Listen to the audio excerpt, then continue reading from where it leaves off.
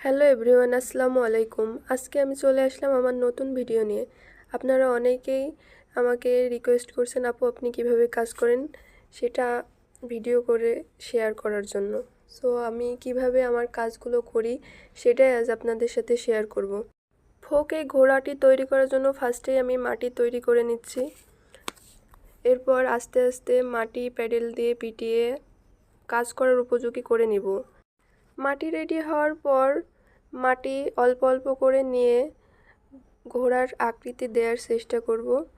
এভাবে সম্পূর্ণ ঘোড়াটি তৈরি করে নিব। তবে এর মধ্যে বলে রাখি, এটা আসলে ফোক মোটিভ, অন্য যে রিয়েলিস্টিক ঘোড়া সেটার মতো কিন্তু না। এ ধরনের মোটিভ আপনারা পয়লা বৈশাখের র্যালিতে দেখে থাকতে পারেন। তো কথা বলতে বলতে আমার ঘোড়ার আকৃতি দেওয়া শেষ।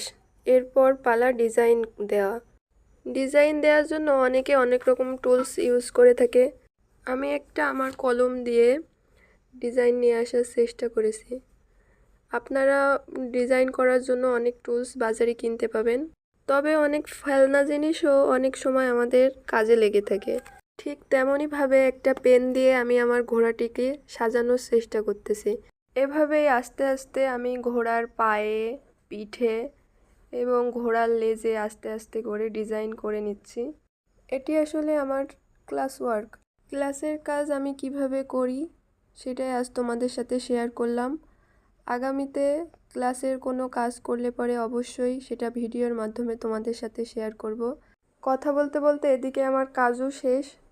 সো আমার কাজটি কেমন হয়েছে সবাই জানাবেন কিন্তু। সবাই ভালো থাকবেন। আল্লাহ হাফেজ।